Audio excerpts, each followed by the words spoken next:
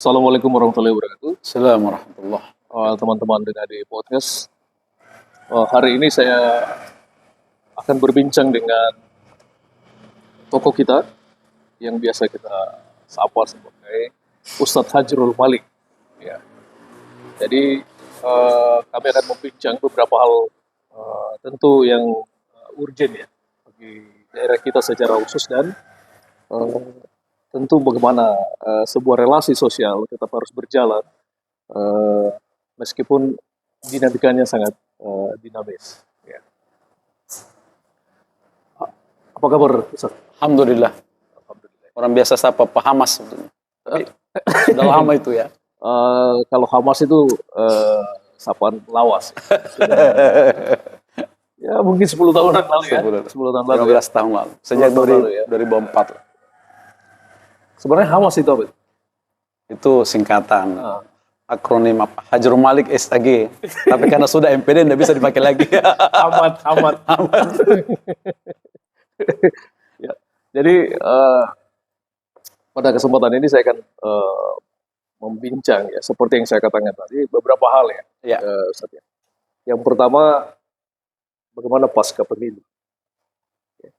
Pasca pemilu yang kemudian berentetan dengan pemilihan gubernur atau pilkada. Bisa diceritakan. Nah, ini pemilu kemarin ini satu bagi saya itu treatment.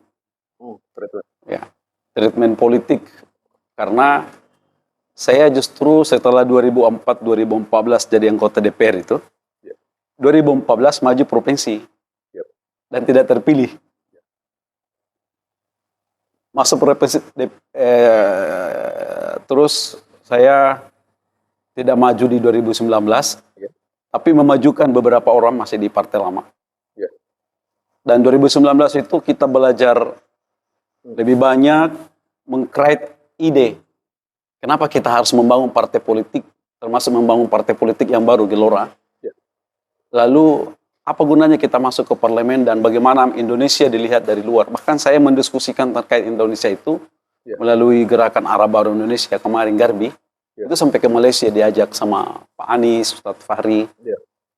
Dan sedikit saya harus mencoba mengatakan bahwa ternyata politik itu harus konsisten pada ide. Sehingga kalau kita konsisten dengan idenya, maka jadi apapun dalam apapun yang terjadi dan bahkan jadi apapun, apapun yang terjadi dan jadi apapun atau tidak jadi apapun, itu akan membuat kita enjoy saja. Karena yang memang kita perjuangkan ide. Jadi 2018 akhir sampai 2023 sebetulnya murni kita mengerjakan ide politik. 2019 itu kemudian dengan ide itu kita bentuk parpol. Basicnya gitu ya. Basicnya. Nah, maka pemilu kemarin treatmentnya adalah mencoba menggaungkan ide itu masuk pada wilayah politik praktis. Sehingga ketika saya ditanya, bukan ditanya sebetulnya diminta oleh Pak Anies, Ketua DPW, siapkan mentalmu ke DPR RI. Karena orang bertanya, kok Anda tidak lolos di DPR provinsi, tapi kemudian masuk ke DPR RI. Sebetulnya itu agak pertanyaannya komparatif gitu. Ya, makanya orang bertanya, kenapa justru ke atas, padahal tidak, secara kekuatan mungkin tidak ya. Jadi beliau mengatakan, siapkan mentalmu. Apa ini Pak? Ya, masuk ke DPR RI. Wih, saya bilang, saya tidak pernah berpikir ke sana. Karena tadinya kita selalu berpikir kalau kita masuk ke gelanggang ya harusnya duduk kan. Tapi ini yang saya katakan tadi, bahwa ternyata politik yang dimulai dengan ide, maka kita berada di wilayah mana, ditempatkan di mana sebagai bagian dari politik ini, kita harus siap. Saya hanya minta satu fasilitas. Saya butuh difasilitasi kendaraan karena itu yang akan saya pakai untuk menyebarkan ide tadi, informasi. Mobile. Alhamdulillah 2024 kemarin kita maju ke pemilu itu dan hasilnya Gelora belum bisa dapat, hanya dapat 1% atau 1,3 juta suara saja. Tapi ada kan beberapa teman di kabupaten ya? Kabupaten ada. Di kabupaten, alhamdulillah sebagai ketua, hasil pemilu 2024 itu kita menghasilkan 2 kursi, Kabupaten Majene 1 sama Pulau Mandar 1. Selain itu tidak ada. Bahkan se-Indonesia Gelora hanya dapat 1 kursi DPR provinsi di Papua. Di Papua. Jadi saya semakin melihat bahwa masuk partai politik ini dan bertahan di politik, it is of my way. Itu jalan hidup saya. Dan itu akan terus seperti itu. Alhamdulillah dengan hasil pemilu kemarin, ya kita tidak boleh berhenti, lalu kemudian disambung dengan pemilu kada tadi. Tapi hasil daripada pemilu sendiri itu adalah, saya kemudian mendapatkan teritori wilayah Sulawesi Barat ini. Kira-kira saya menaiki 20.000 rumah. Dari pintu ke pintu. Dari pintu ke pintu. Door to door. Door to door. Tidak ada pasar yang dilewati. Tidak ada pasar yang dilewatkan. Begitu ada pasar, mampir. Memperkenalkan bahwa kalender ini tools kita. Jadi Gelora kemarin itu kan memperkenalkan ide Gelora pada masyarakat. Makanya kita borosnya di tools APK. Jadi orang katakan kalau dilihat APK Administras terpilih ini. Jor-joran memang. Jor-joran. Saya bikin 200.000 kalender sejak 2023. Malah kalau kita masuk dari Sulawesi Selatan ke Sulawesi Barat, itu langsung orang Gelora. Langsung orang Gelora. Langsung Ustaz Zainal. Iya, betul. Dan itu se-Indonesia. Hanya kan yang tidak kita lakukan itu adalah istilahnya lebih halus ya, finishing touch. Itu mapping sesungguhnya. Mapping gitu ya. Mapping. Tetapi kesyukuran saya karena secara teritori Sulawesi Barat ini saya bisa ukur. Saya bisa betul-betul menjangkau semua 6 kabupaten. Saya menjangkau 6 kabupaten, terutama mungkin di Pulau Limandar yang 16 kecamatan, dan itu kesyukuran saya yang lain karena kemudian orang Pulau Limandar itu sadar bahwa saya orang Mandar, maksudnya orang Polman, orang Tinambung, karena selalu dianggap sebagai bukan orang Mandar ya? Bukan orang Tinambung gitu ya. Kita kan orang Mandar semua. Cuma jadi ada legitimasi. Waktu Tinambung apalagi jadi memperkenalkan keluarga dan seterusnya. Terlalu lama merantau. Lama. Diaspora Tinambung kan. Diaspora tengah-tengah gitu. Diaspora tengah-tengah. Karena saya di Mamuju ini kan sejak tahun 82. Masih naik Sande. Sande 1 minggu perjalanan ke Bambalamutu. Tamat SD, SMP, SMA di Pulau Limandar. Saya Madrasah Aliyah di Mamuju. Setelah tamat SMP di Bambalamutu, terus ke Manlampa belajar dari Lapeo. Nah, itulah disisir betul ya. Sisir lagi. Jadi saya itu, Pak Adi, ada yang orang ini perjalanan hidup saya. Saya SD di Katangka di Goa. Iya. Lalu SD keduanya naik kelas 3 di Tinambung, Tambung. Enggak deh. Naik kelas 4, kelas 3 pindah ke Bambalamutu, tamat SMP. Ujung utara daripada Mamuju ini kan seluruhnya. Dari selatan utara. Ujung utara Sulawesi Selatan. Jadi saya dari pusat Makassar SD, tamat di SMP di ujung utara Sulawesi Selatan saat itu di Bambalamutu. Itu kecamatan paling ujung dari Sulawesi Selatan tahun 82. Iya, Bambalamutu kan. Di Bambalamutu itu masih kecamatan Pasangkayu. Masih Kabupaten Mamuju kan? Kabupaten Mamuju, kecamatan terakhir dari Sulawesi Selatan. Nah, dari sana saya tamat SMP, sekolah di Alia Mamuju ini, lalu pindah lagi ke Lampak. Jadi saya tamat Man Lampak, sekaligus pernah jadi ikaman setelah Dr. Zain. Saya baru Pak Amran, Masud. Jadi pernah jadi ketua ikaman Lampak. Terus masuk ke Makassar, selesai S1 pergi ke Jakarta 3 bulan, 98, pembibitan dai muda. Pulang ke Mamuju ini, nah disitulah saya tergembleng politik.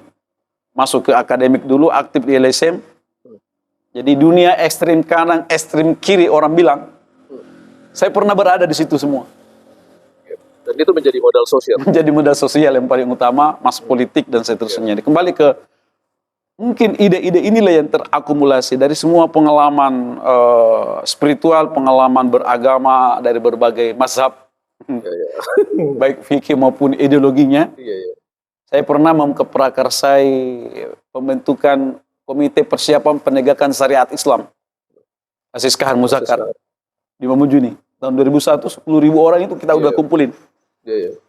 Kemudian saya aktif di saat yang bersamaan di LSM Bantaya Palu, penegakan hak asasi manusia, Betul. region Sulawesi. Satu angkatan sama Kak Waspada dari Fajar. Iya. Saya satu dengan beliau itu, sama satu angkatan di Ricardo Simarmata. Kita undang ke Mamujun tahun 2001 untuk melakukan seminar pengelolaan hutan berbasis masyarakat dan berkelanjutan. Jadi pemikiran yang orang sebut wilayah-wilayah ekstrim kanan, ekstrim kiri, lalu masuk ke tengah. Saya di tengah sekarang bersama Pak Anies Mata Fahri Hamzah melalui Partai Gelora itu. Jadi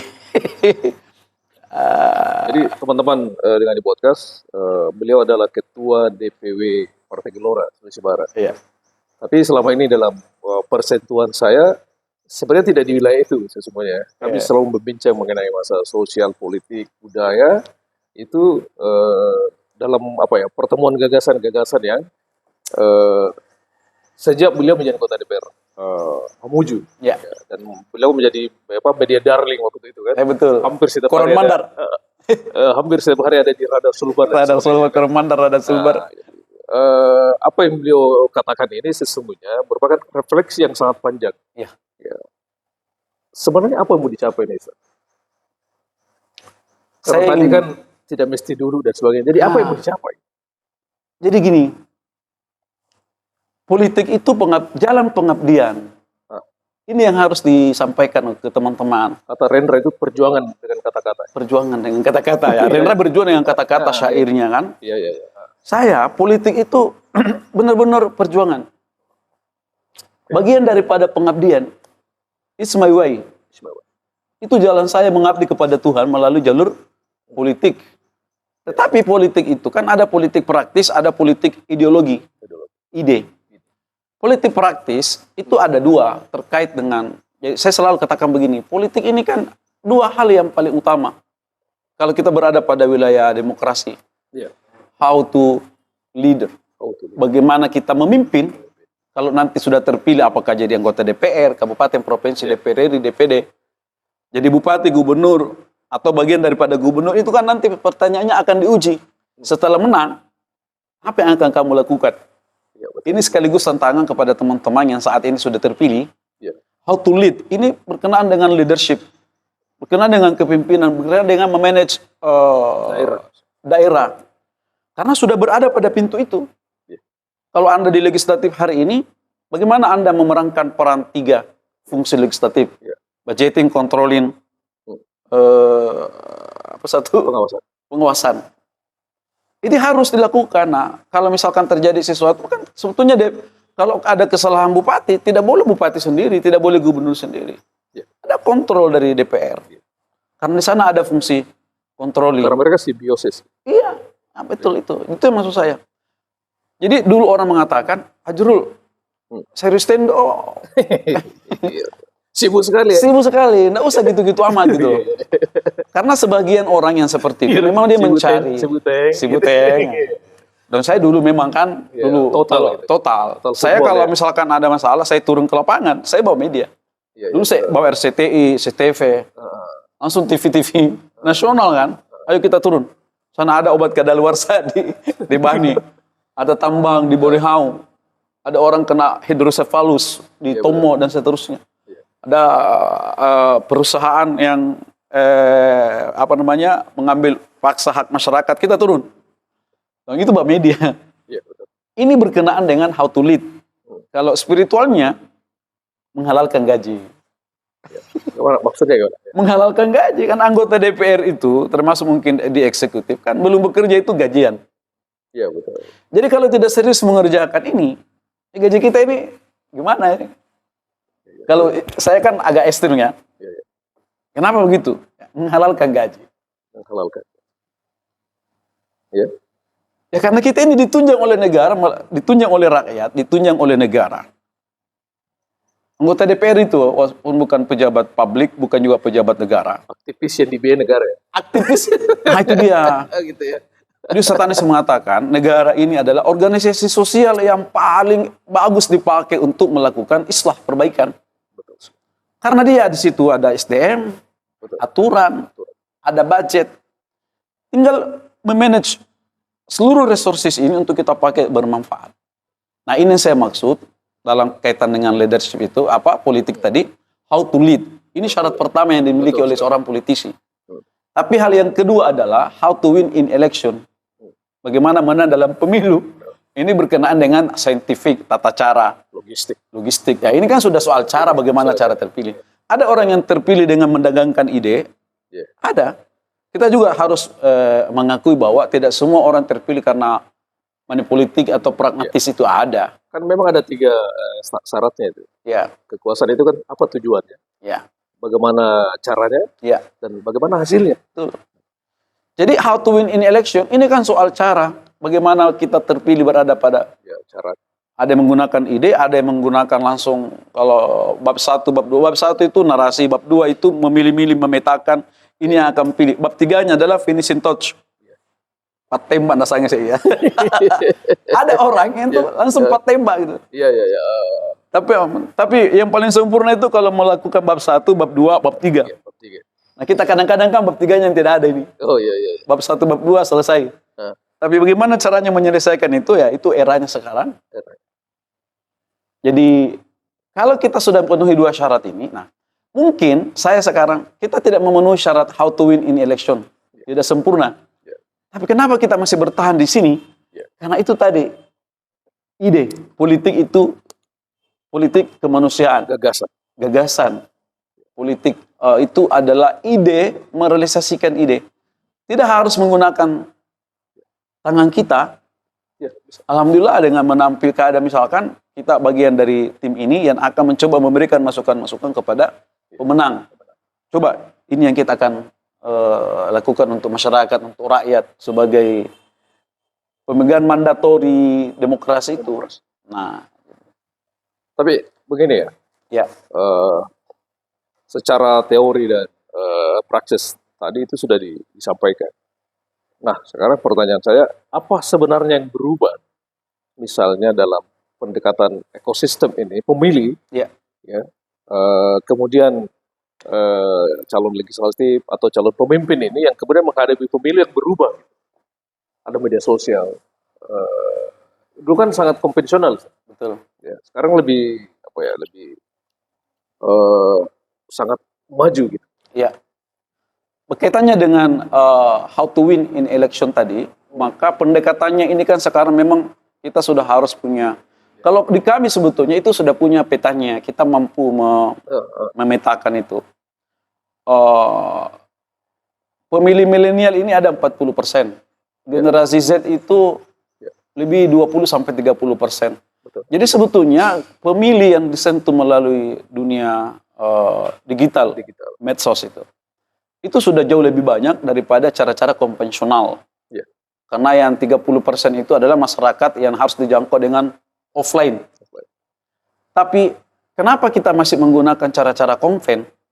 Sebab sesekali juga anggota-anggota politisi itu, termasuk saya belum menguasai seluruh penggunaan dunia literasi medsos itu. Nah, itu yang harus kita kuasai. Ada beberapa teman, anak-anak muda yang terpilih ini, karena dia tersambung dengan para pemilih milenial. Salah satunya kemarin saya coba, di kafe ini, saya waktu pilkada kemarin, saya melihat anak-anak muda kita ini kan lost politik. Dia seolah-olah tidak mau... Abai, sesungguhnya. Abai.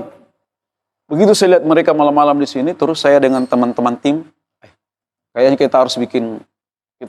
kita harus buat satu kali agenda, ngopi bareng dengan anak-anak ini.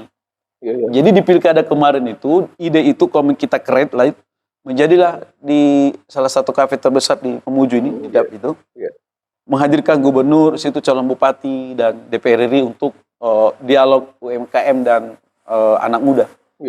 Kumpul mereka sampai 300 orang di detik-detik malam terakhir kampanye, bahkan malam akhir kampanye, sebelum Minggu Tenang.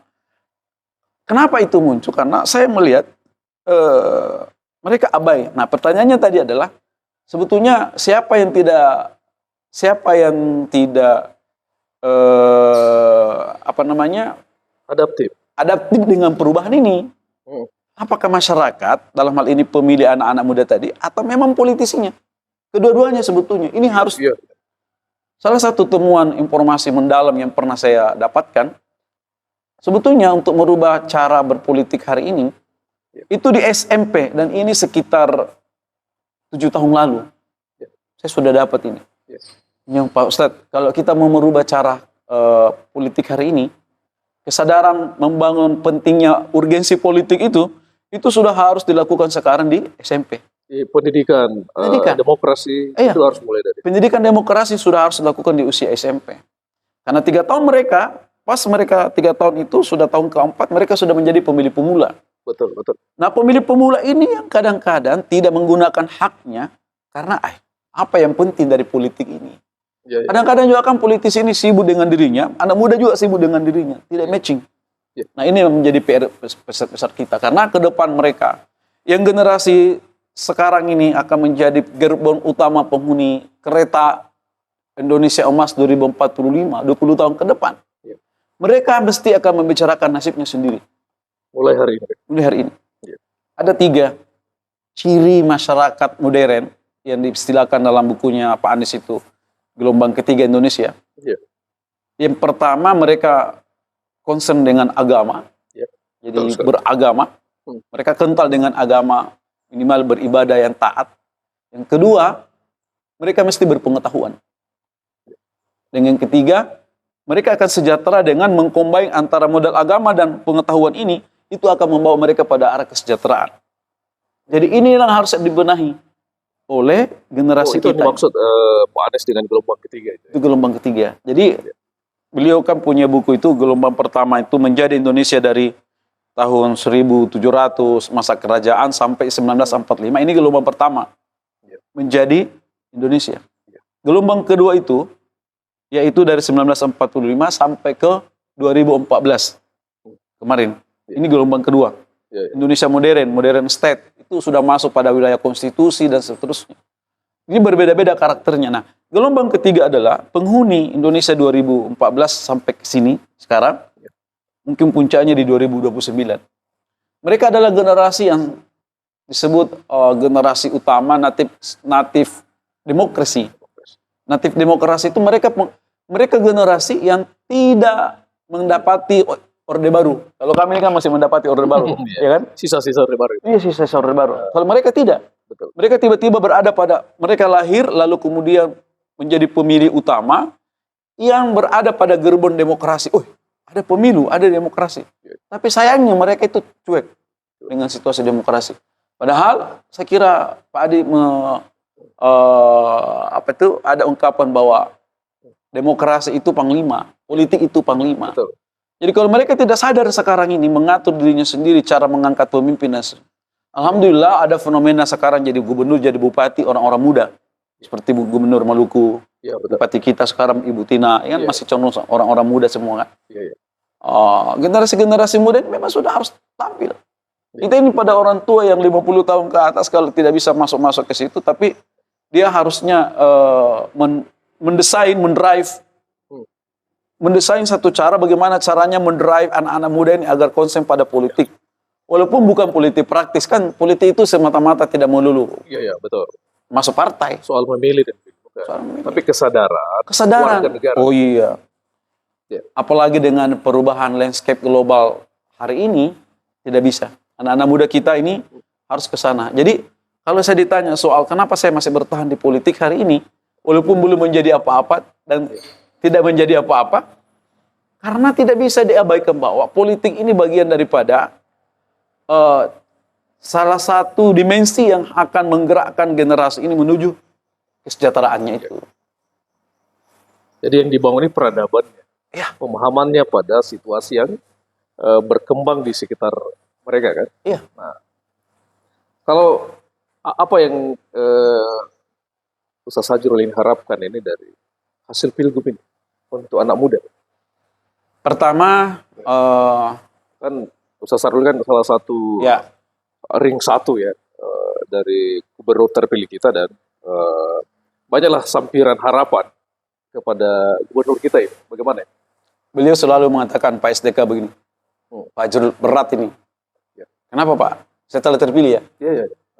Karena ternyata kita punya kekuatan APBD kita itu secara budgeting Iya.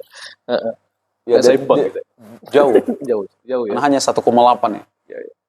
triliun, hampir berbanding dengan Polman 1,6. Iya. Tapi beliau mengatakan kita optimis. Ini berat tapi kita harus optimis karena kita ditopang oleh SDM anak-anak muda sekarang. Ya. Jadi sudah saatnya beliau akan menggunakan orang-orang muda. Bagaimana caranya bersama-sama menjadi bagian tim. Saya selalu memberikan masukan ke beliau bahwa ini sudah saatnya Pak, memang kita itu mendrive daerah ini dengan pikiran kolektif. Betul. Insya Allah dengan cara itu, apalagi Pak JSM orang yang disiplin, pengawasannya itu akan semakin kuat, ketat, dan ide-ide yang berjalan dari Pak SDK Selet ini akan menjadi harapan baru bagi kita. Beliau mengatakan kemarin saya ada diksi baru lagi yang disampaikan. Kita tidak boleh miskin harapan. Betul sekali. Saya suka sekali Pak SDK itu. Tidak boleh pesimis gitu ya. Tidak boleh pesimis. Kita tidak boleh miskin harapan. Memang existingnya resources kita hari ini di Sulbar masih kecil. Tapi saya punya banyak teman menteri. Iya, betul. Beliau punya jaringan. Jadi jaringan yang kuat ini, sehingga saya benar-benar sangat yakin menggantungkan harapan kepada beliau bahwa wajah Sulawesi Barat ini OTW ke Sulbar Maju Sejahtera. Kan begini, Slasidi. Ya. Selalu ada ungkapan klise yang banyak digunakan selama ini bahwa kita masih provinsi baru, muda. Saya kurang setuju dengan itu. Betul. Karena kita bukan yang muda lagi kan. Bukan. Sudah banyak provinsi di belakang kita. Sudah 20 tahun. Sudah 20 tahun. Jadi usia 20 tahun itu bukan lagi orang. Kalau dia orang, dia bukan lagi figuritas yang baru belajar menyebutkan cita-cita. Kalau di Tapi dalam sebenarnya sudah menikmati cita-cita kan. pendekatan, kalau bahasa agama 20 tahun itu syabab. Betul. Syabab itu matang. Dia sudah matang. Sudah saatnya menikah. Mikalara. Artinya kalau dia sudah harus mandiri. Iya, Jadi Sulbar ini tidak boleh lagi berlindung dari Bali. Ungkapan, kita kan baru. Nah, bukan lagi baru. Sudah ada provinsi 6 setelah itu. Sudah ada 3 gubernur definitif. Ya, selain itu di bawah kita ini kan ada Kaltara, ada Papua Pegunungan, Papua Selatan, Papua Barat. Itu. Jadi bukan kita bungsu lagi. Bukan bungsu lagi. Apa yang harus kita lakukan adalah berani menghadapi tantangan. Dan Pak STK di situ. Beliau akan mencoba mendrive sama-sama dengan sekarang kan ada tim transisi dibentuk ya. Untuk penyusunan dokumen RPJMD. Nah, itu yang saya sukanya karena dia cepat bergerak. Segera menyusun tim RPJMD dan dokumen RPJMD ini diharapkan rampung pada Maret sampai Mei ya. Walaupun kan maksimalnya Juni, tapi dia ingin. Jadi ada cetak biru deh, lebih awal. Sudah ada cetak biru Sulbar seperti apa pada saat dilantik gitu kan. Sudah. Bahkan beliau sekarang, kenapa saya sangat optimis karena bahkan belum dilantik saja kemarin kita syukuran diundang di salah satu tim di Tapango. Itu langsung meninjau yang dijanjikan di Tapango itu waktu 1 bulan lalu kampanye. Kita akan mencoba membantu masyarakat yang berebut antara sumber air untuk pelayanan PDAM di Tapango itu dengan sumber air ini dipakai 1.200 hektar persawahan. Yang mau ditanya, yang mana dahulukan? Mau menyelamatkan sawah atau PDAM? PDAM atau sawah? Orang minum tapi tidak makan, orang makan tapi tidak minum. Tapi kalau beliau bilang kita selamatkan dua-duanya. Bagaimana caranya Pak? Kita tingkatkan debit airnya, kan debit air yang kurang. Berarti membendung gitu ya? Jadi kita tingkatkan debit airnya, bagaimana teknisnya? Saya tidak tahu. Teknisnya itu yang tahu PU. Dan dia panggil, datang Bapeda, dipanggil Bala, dipanggil PLW. Kok kerjakan ini? Di kepala saya sudah ada anggarannya ini, bisa nggak? Bisa. Kok bikin perencanaannya? Berarti harus ada bendung, kayak seka-seka kan? Yang hari ini orang Mono itu kan tidak berhenti. Jadi seorang pemimpin itu tidak berhenti pada masalah. Dia selalu memikirkan solusi, bukan masalah. Masalah itu hanya pemicu adrenalinnya untuk kemudian melahirkan solusi. Apa STK di situ? Jadi kalau pertanyaannya apa harapan kita terhadap kepemimpinan? Saya sangat optimis. Kenapa? Karena saya sudah lihat di beliau mendampingi beliau ini selama 4 bulan dalam campaign itu. Sekarang malah dia sudah dia tidak malu menyebutkan ini berat karena postur APBD Ya, kita betul, belum betul. lagi penggunaannya yang tidak tepat. Kalau dan kalimat seterusnya. seperti itu kan itu objektif. Objektif, bukan pesimis. Ya, bukan maksud. Ya objektif. Dia memahami existingnya, Ah, lalu oh ini petanya. Kita Ya. kalau bahasa manajemen baru sekarang ini game changer. betul. Dia akan merubah cara mainnya. Bukan game over ya. Bukan game over.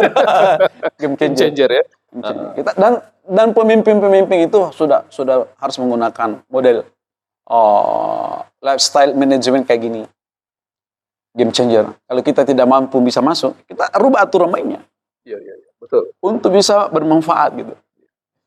Kan filosofi air kan begitu. Kalau dia terhalang, dia akan mencari Iya mencari sampai tetap mengalir. sambil dia terus harus mengalir. Tetap mengalir. Gitu. Jadi memang apa ya? Dengan kalau tempo hari di Sulbar ini kita menghadapi banyak masalah ya, the big five enemy itu mulai dari anak putus sekolah dan sebagainya. Iya. Ini kan menjadi pekerjaan berat bagi gubernur terpilih kita kan. Ya, Dia berat, tapi itu akan bisa ditangani kalau dengan perencanaan yang dari awal yang lebih matang. Gitu kan. Nah, kira-kira ini kan bagaimana bacaannya ini Ustaz, terhadap generasi muda sesungguhnya dengan banyak persoalan di generasi apa ya Z dan sebagainya. Itu bacaannya gimana? secara umum gini, saya membaca satu kriteria pemimpin, disebut pemimpin pemikul beban. Ya. Oh ya, Pemimpin pemikul beban, pemikul beban. pembule, aule. Jadi dia ini berat dengan banyak masalah. Tapi pemimpin pemikul beban itu dia mampu memetakan masalah. Dia memang justru lahir dari masalah.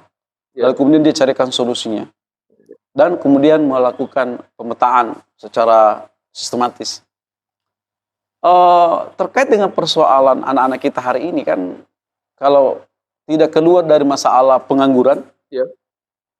pendidikan yang masih rendah, karena kita hasil evaluasi saya dengan karena di akhir tahun mereka beliau panggil saya sebagai salah satu narasumber eksternal di Dinas Pendidikan Kebudayaan Sulawesi Barat, kita menemukan belum sinkronnya salah satu visi gubernur dengan apa yang mereka lakukan. Ya. Nah, ini yang harus kita sinkronkan. Ya. Jadi kalau begitu kita menemukan masalah, masih ada ATS, alumni kita belum diserap, alumni SMK misalkan, belum terserap dunia industri, dunia usaha. Ya. Nah, masalah-masalah ini sebetulnya ini bisa diselesaikan dengan pemimpin yang memiliki jaringan. Betul. Betul. Tawarannya kita misalkan, beliau mau membangun SMK sawit. Kenapa? Karena kita salah satu salah satu komoditi kita yang besar di Sulawesi Barat sawit. Dan sawit ini sekarang sudah di launching produk B50. Itu menjadi biosolar ya. Nah, nanti pemuda-pemuda ini akan terserap ke sana. Belum lagi misalkan penawaran terhadap pekerjaan yang mereka siap berangkat ke Jepang. Saya identifikasi kemarin karena saya langsung tancap gas ini beberapa kali pertemuan dengan Dikbud, kemudian juga dengan SMK. Oh, ternyata di SMK kita ini ada 100 orang yang sudah siap diberangkatkan ke Jepang. Ada yang sudah lulus. Anak-anak di SMK Kakao itu kan belajar bahasa Jepang. Ada yang sudah lulus bahasa, sudah lulus ini tinggal pemberangkatannya. Saya bilang ini tidak boleh berhenti. Kalau ada masalahnya, ayo kita bicarakan dengan gubernur terpilih supaya ini anak-anak bisa diberangkatkan. Dan itu kan menjadi kebanggaan Sulawesi Barat. Jadi penanganan atau terhadap mungkin rencananya yang kayak SMK Kakao itu yang akan ditambah gabung dengan sawit itu. tidak, mungkin makanya karena ide dasarnya dari Pak Gub, saya mau ada SMK Kakao. Sekarang saya bertemu dengan teman-teman pengelola SMK itu. Ini kira-kira seperti apa? Mau berdiri sendiri SMK-nya, kita siapkan lahan, menjadi sekolah baru, atau cukup membuat jurusannya, karena kita sudah punya sekolah SMK Kakao. Ya mungkin nanti bisa disebut SMK Agro. Itu di situ ada kakao, ada jurusan kakao, ada jurusan sawit, atau jurusan nilam. Misalkan. Tapi intinya apapun itu ada nomenklatur, dan kenapa kita harus merespon situasi. Karena itu keberpihakan. Ya. Anggaran bisa di-drop ke sana kalau ada. Kami juga bahkan sudah pernah membuat roadmap dari mulai TK, SD, SMP sampai sekolah vokasi. Itu di visi misi kabupaten ya kemarin bersama dengan teman-teman Dinas. Nah, saya kira ini bisa dicontoh ke atas. Jadi intinya adalah kita tidak boleh lagi sekarang hanya bergelut dengan anak tidak sekolah ATS, kemiskinan dan seterusnya. Ini sudah harus meningkat, scale up, memikirkan jangka panjangnya seperti apa dengan kemudian dikoneksikan dengan berbagai jaringan. Gubernur ini punya jaringan banyak, sehingga yang harus dilakukan oleh teman-teman sebagai teknis, orang-orang yang ada di Dignas sekarang hari ini, Bapeda terus melakukan kajian-kajian strategi. Politika willnya ada di gubernur, dan beliau akan bisa melakukan itu. Sebenarnya kalau ATS sesungguhnya itu dapat dibantu dengan pelibatan komunitas yang lebih banyak di wilayah masing-masing. Karena kalau berbicara urusan anak putus sekolah dan sebagainya itu hanya untuk menjadi urusan Dignas, itu tidak akan pernah selesai. Karena faktanya sudah puluhan tahun kan. Betul. Makanya perlu ada pelibatan jaringan di luar atau komunitas masyarakat yang perlu mungkin di backup oleh gubernur nanti. Yang kita pikirkan ini kan bukan lagi hanya sekedar administratif. Ya. Bangga dengan hasil administratif itu. Ya, betul. Sekian ATS yang tidak sekolah, ini yang kita sudah sekolahkan, tapi kita kan tidak tindak lanjuti lagi. Ternyata yang sudah dimasukkan ke sekolah, liar lagi, keluar lagi. Ya. Misalnya dia putus di SD kan, selesai di situ kan. Ternyata di SMP dia putus lagi. Putus lagi. Gitu. Itu padahal ATS itu misalkan bisa masuk ke sekolah formal. Tapi ada ruang yang dijamin oleh undang-undang dan dilegitimasi oleh undang-undang, namanya pendidikan luar sekolah. PLS. Paket B, paket C. Itu diakreditasi secara baik. Di-upgrade gitu. Di-upgrade dia punya standar dan seterusnya. Lalu kemudian di sana juga ada pendidikan vokasi di desa untuk tenaga kerja dari BLK. Ini kan kita tidak memiliki kajian-kajian secara komprehensif. Jadi tidak lagi melulu hanya sekadar merealisasikan anggaran. Ada juga yang menurut saya menjadi pekerjaan berat. Tidak melulu anggaran gitu ya. Iya, karena mestinya kan money follow program. Jangan program follow money.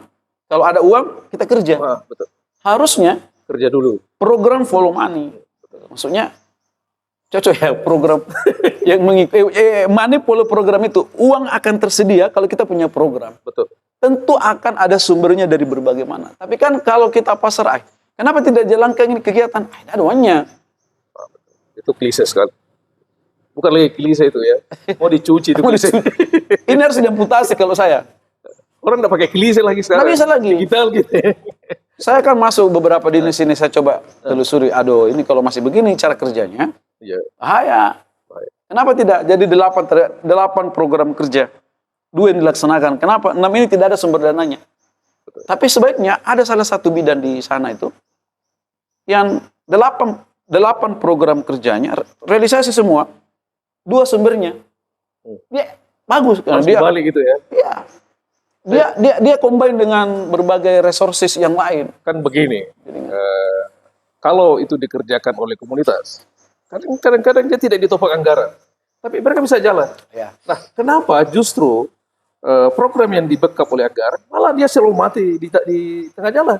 Padahal komunitas dia yang terus jalan. Dan itu ada di sekitar kita tuh. Tidak ada APBD-nya, tapi dia jalan. Karena menurut saya ada beberapa persoalan klasik ini dalam pelaksanaan anggaran kita. Kalau bahasa Mandarnya itu asal dia napirudusi anggaran. Menggugurkan kewajiban ya. Menggugurkan program gitu ya. Ini yang harus diretas betul oleh Pak SDK ini sebagai gubernur ya. Dan itu harus dilihat betul itu item per item itu. Harus. Karena begini, mindset mengelola anggaran ini sudah harus berubah. Harus berubah mindsetnya. Kemudian apa yang berat juga bagi Pak SDK sesungguhnya. Beliau menang telak signifikan dan luar biasa kemenangannya. Berarti di situ ada harapan orang sangat besar. Jadi kita tidak melihat lagi siapa yang memilih beliau dan sebagainya. 100%. Tapi di situ ada apa ya? Ada harapan orang, ada ekspektasi orang. Iya. Ya, mana sih Tuan di gimana sih? Gimana Ustaz? Ya, Ah, ya ya. Jadi setiap hari harus ada sesuatu yang berbeda. Harus diferensiasinya seperti apa dengan Kan ada ungkapan sebelum-sebelumnya. begini, setiap masa ada pemimpin dan Ya. masa ada pemimpin ada masanya. Ya, Maka setiap pemimpin harus beda rasanya dia pemimpin. likulli zamani rijal. Ah, Setiap waktu itu ada Ada pemimpin yang berbeda. Dan saya sangat optimis karena beliau di pidato penetapan kemarin beliau mengatakan dari mulai Gubernur Sindum Mawardi, Ya. Pak Aas, Pak BM, terus ketiga pejabat ini, Ya. ini semua membawa ide-ide yang bagus, terakumulasi menjadi sulbar hari ini. Ya. Yang bagus kita akan lanjutkan. Ya. Lalu kita akan sempurnakan dengan ide-ide yang saya akan berkontribusi, saya akan berkoordinasi, Ya. kata beliau, Ya. dengan Pak ABM, dengan Pak Prof. Syam, dengan Pak Aim, untuk ide-ide apa yang mereka janjikan, dan itu bisa kita ambil sebagai bagian daripada Iya.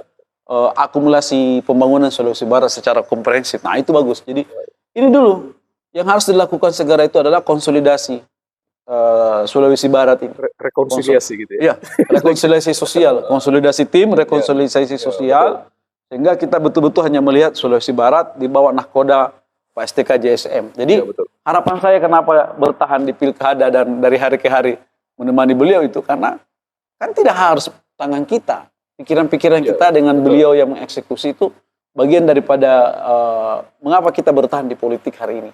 Iya. Itu dia. Ya, karena seorang gubernur, pemimpin juga kan tidak mungkin dengan pikirannya sendiri.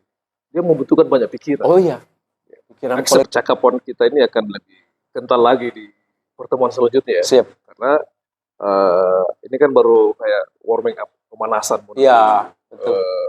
masa pemerintahan yang baru. Kan? Karena kenapa penting beliau saya wawancara? Karena Ustadz Rajul ini bagian penting dari koalisi yang memenangkan Pak SDK. Ya, dan mungkin teman-teman lain akan saya tanya juga ya. Iya. Saya akan tanya bagaimana mengelaborasi pikiran mereka karena niat dalam tujuan politik itu kan luar biasa itu pendalamannya. Ya. Jadi ada closing. Bagi saya politik ini tetap harus ada orang yang berada di jalur itu. Tidak semua berada pada jalur politik memang, tapi harus ada yang bertahan, yang memang hobi dan enjoy di situ.